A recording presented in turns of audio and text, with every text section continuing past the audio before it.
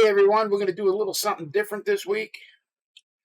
I had the opportunity to sit down with the manager of the RV resort we're staying at, Cactus Country RV Resort.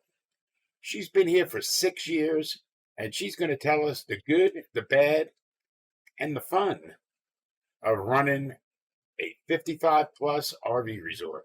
Hi, I'm Felix. And I'm Cindy. And we are The Roaming Gomes. I am here today with Lynn Mancuso, the manager of Cactus Country RV Resort, a 55-plus RV resort here in Tucson, Arizona. Welcome, Lynn. Thanks for having me. I appreciate that. If I'm glancing to the side, I have my little sidekick with me here. He's kind of napping on his pillow, so I'm just keeping an eye on my little buddy here.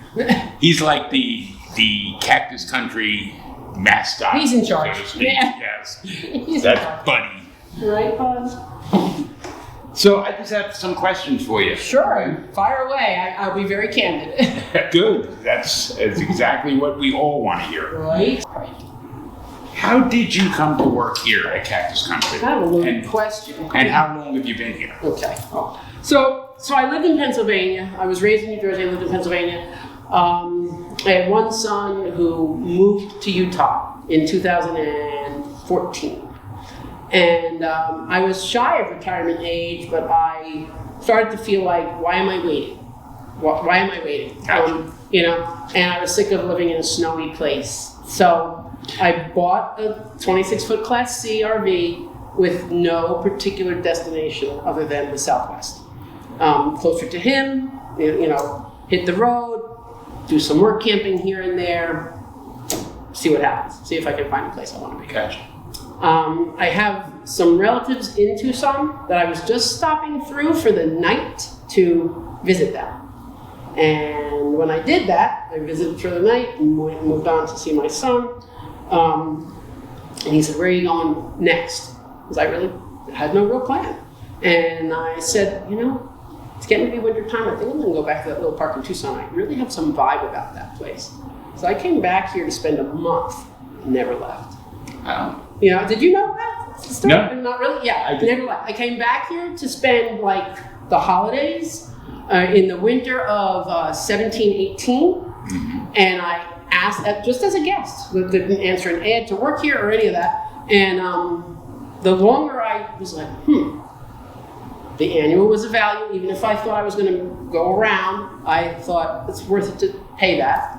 So I decided to pay that, and then I kept asking them in the office if I could work here. And just don't have a position. I said, okay, well. So I took a little job in town, and a job that Bud could go to. It was at a dog-oriented place anyway. And they came to me. I was only working about 6 weeks, and they said, somebody's leaving the staff as an outside worker, a maintenance worker. Do you want to work here? I said, absolutely. And so I started working maintenance. It was Jason and I. Okay. And then about 6 months later, it was a father and son team that were the managers here. They left. They were leaving, and they asked me if I would step up to manage it. And I was like, I don't know. And, but I had management experience. I come out of, my history is working in dentistry and working in the business end of the office too, but my career all my life was as a dental hygienist. So, so that's what I did. But I owned an apartment building that I was the landlord of, and so I have, the background in, managing a place where people live and managing business and things like that. But they put me in the manager's seat, and the rest is history. That was in October of 18, and, You're still here? And here I am. I know that was a little bit of a lengthy story, but to me it's interesting how you could just have that happen when that, I just thought I would do, some more camping and move about. And I said, well, I think I found where I'm staying. Well, I mean, and if you think about it, that's kind of how Cindy and I ended up here. Is that right? We got a vibe about this place. And yeah. It really is like that. The owner, who, he's a great boss, and he has offered on several occasions that I go to one of their other properties. And I said to him, I don't really want to leave Tucson. You know, I can't blame you. You know, so I mean, you know, outside of the incredibly hot summer we just had. this was a little much, but even that, you know, I worry more about him than myself. I really do prefer the heat to any other. Oh yeah, climate. I mean, I was, as I told you earlier, I was born and raised in New York, Right. and I lived in Pennsylvania for a long time. Me too. And I don't like snow. Yeah. Southwest is the only way to go as far as I'm concerned. Okay, well, So- what challenge? This is a 55 plus Yes. resort. Yes. What kind of challenges are specific to that? And there are. First of all, this place has been here since the 60s. Wow. So this place has been here a long time. And I didn't know that either. Some of the folks, it's a shame to say, but some of the folks here are almost original people, like some of the folks in the mobile homes and such. So a lot of what we've experienced is, you know, some of these folks have passed away. Okay, sorry about that. And there are others who have been here many, many years and are getting quite elderly. So the tricky part of being a place that's designed for an older population is, as people age, the realization that, of course, the staff acts in a humanitarian way, and of course we want to provide for people if they need help or whatever. But on the flip side, we're not an assisted living facility. Right. We cannot provide some things that people need, and sometimes it's very hard for people to realize that this might not be the right place for them anymore. And that has happened on a few occasions, and it tugs at your heartstrings. But Oddly enough, the last video that we're putting up, the next video that we're putting up, well, the last video when this is posted, is about an exit strategy for RVLife. Yes. You know, And more of that, pardon me for that, but it was being right against the chair. Part of that is more of that happens in the mobile homes, you know, in the mobile home section of the park, which is a smaller section of the park. But as an example, we had a gentleman that came into the park prior to my being in the management seat who needed hospice care and had some devices in his rig. And that happens more than I even realize, because I'm not always privy to their private situation. What's inside there. Right, but you know, like things that, because of where we live, we get power outages and things happen, and they're depending upon something that they need to provide, you know, medical care for themselves. And you know, that realization, I had to have like a heart to heart with him and say, you know, if you're that concerned about power outages and things, this might not be the right place for you anymore. Yeah. So I mean, it is very specific, you know, to when you ask the challenges of a 55 and older place. And we do allow, and we can allow, if you'd like, I can speak to what that means to be a 55 and older place. Legally, what that means. Right. People don't really fully understand that. Once your business says it's a 55 and older facility, you are governed by HUD law to comply with that. It's not just you can say, hey, we're 55 and older, and, you know, make up your own.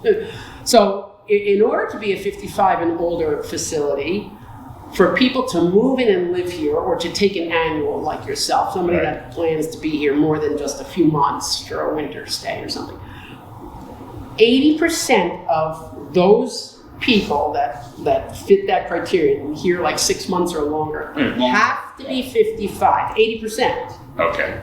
The other 20% can be whatever each park, whatever each business chooses that they can be. The other 20% could be families with children. We get to make the rule whether they can be or not, but legally they can be. Right. According to HUD, they can be. Okay. So the other 20% can be families with children. It could be anybody you want. We chose at the time, this place was not a 55 and older prior to the current ownership. Okay. When this facility was purchased in 2017 in the fall, before I got here, they decided to make it a 55 and older. So anyone who lived here, there were some families here, was given the opportunity to, you know, they didn't have to get out. They became part of that 20%. Right. But going forward, the park was not going to bring in any more people with children, with minors. Okay. But, so what we have now, and that's why you may be aware, there are still 2 families with minors here that live here. Yes, I think I've seen it. There are. However, going forward from that point, we would, in that 20%, bring in people that are under 55, but no minors. Okay. That was the park's choice to. So we can make that other 20%. But I've had calls from people, because we're lucky enough that we're a popular park, that say, well, you have to allow 20%. You have to let us in. I said, you're misinterpreting the law. We may. We are not required to. Right. There's a difference. Now, So there's that. So that's a challenge in itself of just trying to explain to people that people don't think you're being discriminatory or unfair. to that law, Right. Mm-hmm. question. Would you be allowed to make that other 20% 55 and over? Period.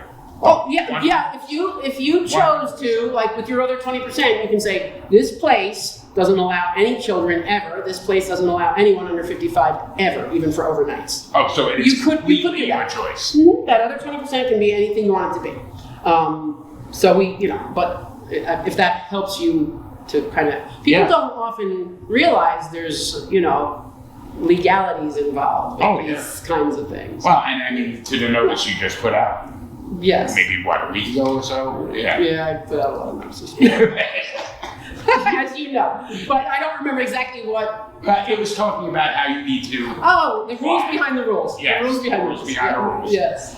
All right, now, when I did the review of Cactus Country Yes, I remember. on the channel, back when we found our way, which Right. changed our name, obviously. Right. I mentioned that I was impressed with the fact that you had clear and present rules that were enforced. Yes, we And do. I'm still impressed with that. We do. Yeah. What is the rule that you find to be the most broken? The speed at with which people drive through here. It's particularly on the main drag going down the middle. Yeah. People drive so fast. Luckily, no one was hurt, but we did have a recent accident. So you might not be aware of that. No, I wasn't. No. Yes. No one was hurt, luckily, but someone's coach was badly damaged Oh boy. because somebody wasn't paying attention and Yeah. on the day of their arrival, the coach was being escorted to the site Oh. when somebody caused a big impact on that. So, Oh boy. it's a shame, because you feel terrible. And I mean, it's not on the park in any way, but it's still everyone, and I stress to everyone, the speed that you're driving through here. We have people walking dogs, we have people jogging with earbuds in, we have people riding bicycles, And to your earlier point, there are people who are elderly and Exactly. walking And with so canes. that's a big thing. The other, not really more minor, no, but the speed thing is a more dangerous thing. Right. But in addition to that, the noise thing, the 8 a.m., to 9 p.m., people, I get it. I'm a ridiculously early riser. I mean, I'm in here, I don't know why, it's as you get older, I guess, but sometimes I'm in here at 4:30 in the morning, 5 o'clock in the morning, because I just can't sleep anymore and I'm done, and so I'm walking back. This park is extremely quiet at night, but as people wake up and the sun is up early, they're walking about the park and they're chatting or they're on their phones, and I want to say, people are still sleeping. To that point, Yeah. when I was here in 2020, Right, that's in your previous review. Yes. I was here in 2020. Lynn actually was coming by. I was about 7:50 a.m. I remember that. And I just kind of yelled out, "Hey, good morning." And she came over and told me, "Shh, it's probably 8 o'clock." And I do, I think people see it as just being so hardline, but it's just intended to be for everyone's sake. Well, and that's to that point, we've been in a lot of RV parks. Sure. We've been on the road for 4 years now. Right. And the thing that really kills me is people that have rules and they mean nothing. It's just they don't enforce them at all. And that just kills me. Yeah. Yeah. So that's, those kinds of things. I mean, there's all kinds of, in the off season, people are parking wherever the heck they choose and all this kind of thing. So, but those safety things really more than anything, that's a big concern to me, the speed. Yeah. Now, when Cindy and I decided to reserve here long term for the year, you mentioned that you kind of assess the people that are. We do try to vet the people a bit. Yes. And what do you look for in somebody that will be here long Like if somebody just cold calls the office and you're definitely trying to feel out, if they're asking about rules and you're telling them that, or how can I say this diplomatically? Some folks definitely have a thought of how they want to do it, and they're planning to do it that way no matter what your rules are. Do you know? Yeah. So they're going to tell me or tell Lucy on the phone, this is what we're going to do. It's not sometimes, and if you can kind of guide them into, well, this is how we do it and this is what's expected, and they're compliant with that, or they sound, but sometimes you definitely get a very distinct impression that somebody, well, we need to bring this and that. We need to have, and we have to, well, we have an unusual situation. Everybody has an unusual situation. Yeah. Everybody has something special that they feel, which I understand that, but they feel is worthy of not complying to the rules. They feel that they have this, and I have to say, there's more and more that it seems, for whatever, in the last couple of years, like since COVID or something, there's this mindset of like, well, we have to do this because of this, and we have to do this because.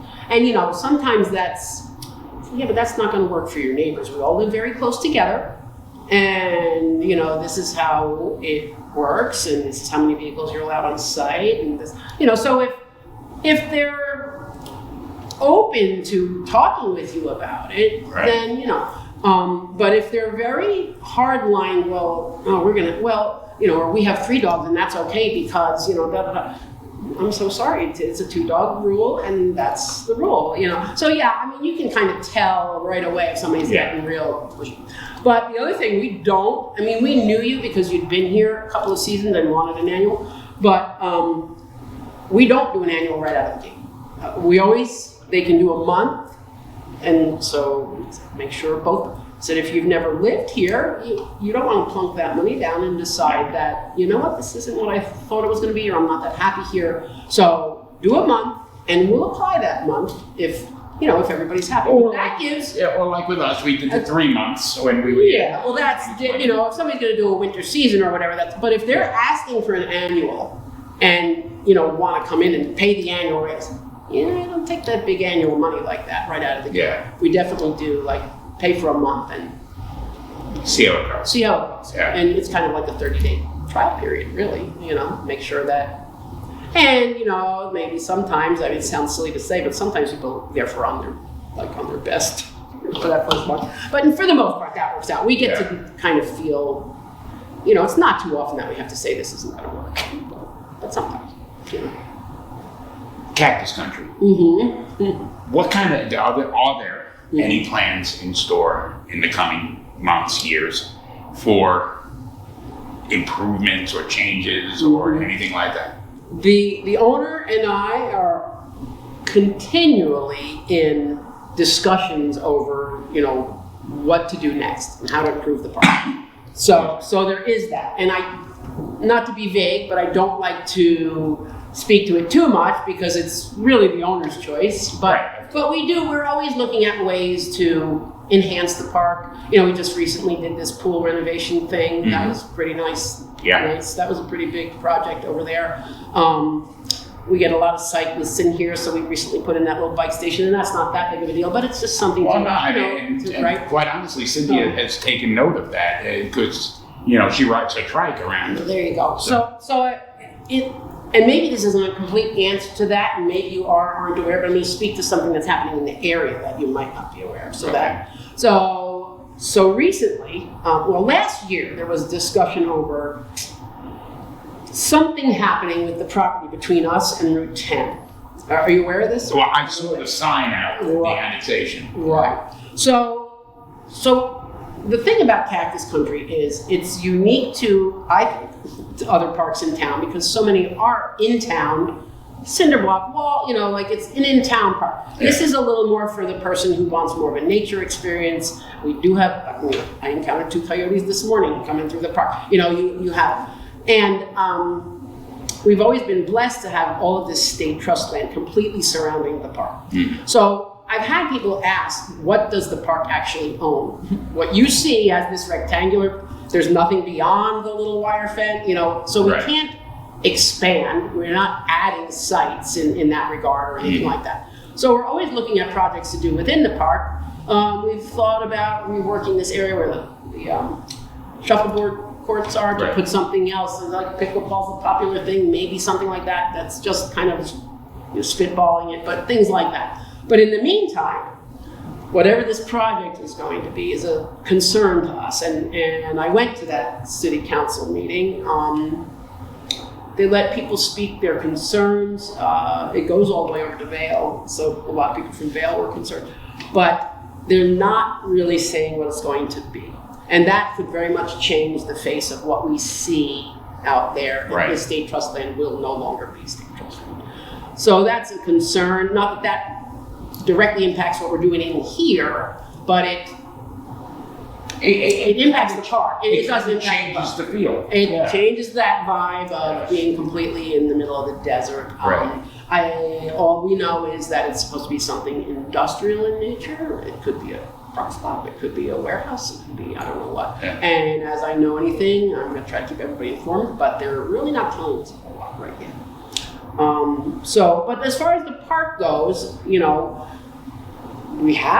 it's about a third of the park that's residents as an annual. That's lived here a long. About a third. There's 270 sites here, but that's counting tent sites and every single kind of site. And about a third of that pays an annual, but of course some of the folks that pay an annual don't actually live here. They just like the idea of returning here. So, you have that factor. So maybe more like a quarter of the park is permanent residents. And any projects that are going on around the park, outside of the park, do impact our life in the park. Oh, sure. Absolutely. I mean, looking back on 2020, it came down to where we were going to go from where we were. Either Cactus Country or one other. I won't mention their name. But, and the thing that made us choose here was the fact that when we looked on Google Earth, there was nothing. It was desert completely around and it really is the way I'd love to see it stay. But time marches on. Unfortunately, depending upon how people see it, but the southeast side of Tucson is growing exponentially. I mean, I came here 6 years ago, so I can't say too much about people that want to move to the area, but it's really popular between the growth in Vail and this side of town. It's just huge. And so I just don't know what will happen around us, but we're here. We're here for the long haul. And, we will continue to do some things to make some improvements. We don't have additional land to do that, but we'd like to upgrade some things as we go, and those projects they'll come. We're always trying to come up with something new. Just a little promotion for Cactus Country. What kind of activities do you run here in the winter? Specifically in the winter season, I know summer. In the summer, we haven't. In the past, there really weren't summer activities at all. The activity schedule is more of is kind of kicked off with Thanksgiving and goes through the end of March, early April. In the past, there have been various activities directors, and I really enjoy when an activities director comes up with some new or different ideas to try. So this year, we have someone new coming out. Last year was kind of a bust, and it's a shame, but we had somebody slated to come that then had some mechanical troubles. I mean, we're all RV'ers, right? So they had some problems on the road. Activities director this year, she's going to come in with some fresh ideas.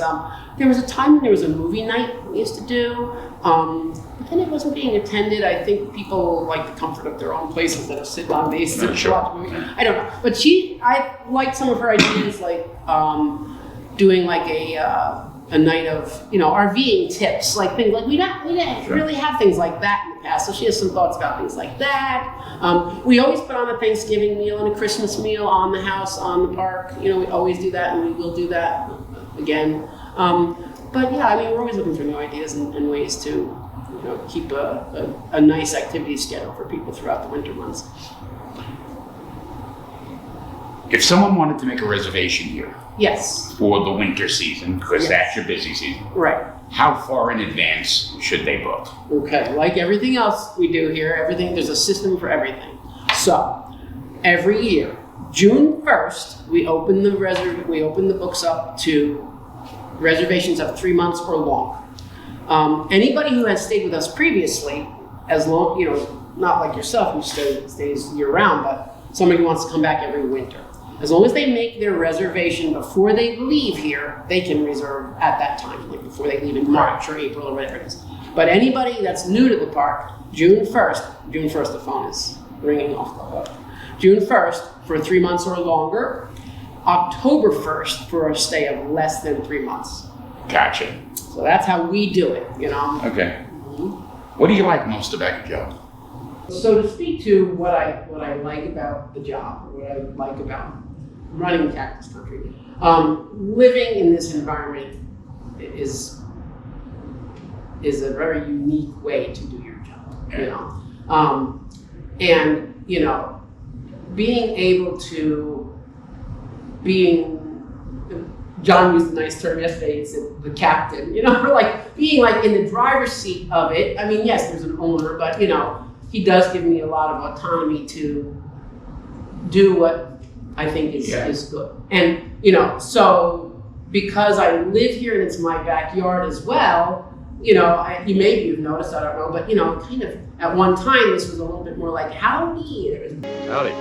no fence and I'm trying to swap that into more of a Southwest vibe with the pottery and the things, just things like that I get to You get to make those choices. Yeah. Right, and to be able to say, this is what I want to face in this place. Without somebody micromanaging you. Yeah. It's very nice. He's a great owner in that regard. And so to live and work and love where you live and work is, there's no commute, there's no...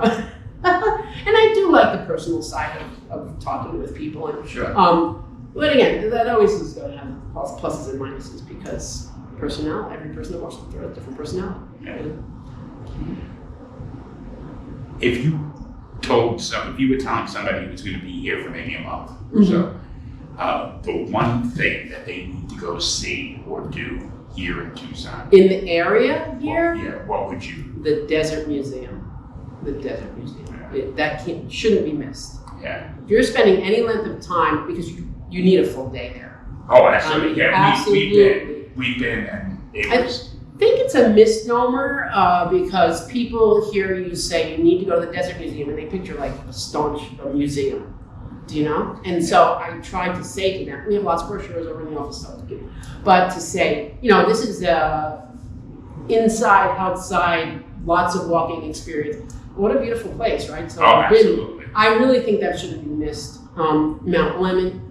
We're talking about, especially with the heat, we've had 20 degrees cooler up there, so those and just to drive up. Right, the drive up was very impressive. But the Desert Museum, I think, to really experience what the Sonoran Desert is about and what it is to live in a desert, to go to the Desert Museum. But there's so many things here. If you're into technology, the science and the whole Air Force base situation and the museums that are involved with any of the sciences. And we have a brochure that has things are categorized by every area of interest: nature, science, hiking, cycling.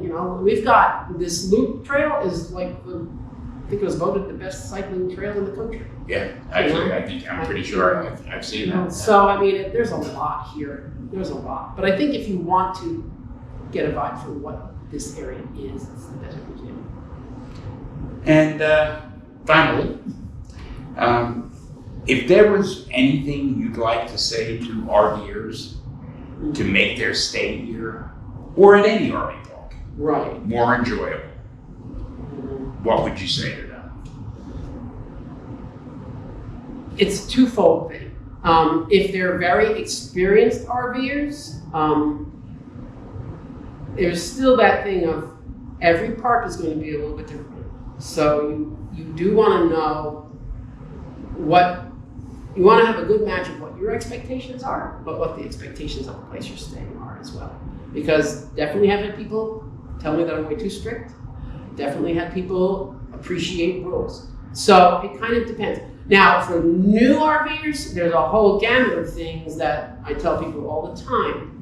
You need to spend time on YouTube, finding out how to do things. They don't realize what goes into pulling tanks, all those things that a lot of times a lot of costly mistakes can be made because of the unknowing, of that newness to it. So just from that standpoint alone, they really need to know their rig and learn. And I know everybody's anxious, but to not be afraid to ask questions or take a little advice. But I think, if you're staying in an RV park, you want to get what the feel of that place is and decide if that's really where you want to be for 3 months or a month or a weekend or whatever. Because sometimes, we've had people come in that think it's party time at 1 a.m. and not here it is, know. So I think that's probably to just try to find the right match, read reviews, Right.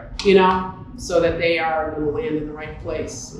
And look at the place on Google Maps. That's it. There's that. Yeah. Absolutely. So I think that's probably just to do your research. Yeah. And learn about your own rig. And as you mentioned earlier, when we were having some technical difficulties, it happens. you got to know that you're going to be out here. You're going to have snakes. Right. You're going to have scorpions. You're going to have rain where the road might be closed for an hour or two while the road is flooded. Exactly. That's normal. They In the think, monsoon season. come out and clear the water. Can't come out and clear the water. Can clear the road after the water subsides. Yeah. You can't clear water. Yeah. That's normal in this area to have flash floods. Sure. So, those things, you need to kind of be aware of what you're facing, I guess. Yeah. Yeah. Well, thank you for talking to us. Thank you. I know I talk a lot and I feel bad. That's probably why your camera overheated. I was talking too much. Nah, not at all. But if there's anything more, and that I can again, help you with. as I did a review of Cactus Country, that link will be up here, and we definitely recommend it if you're going to be in the Tucson area. But as Lynn pointed out, make sure you get your reservations in at the right time.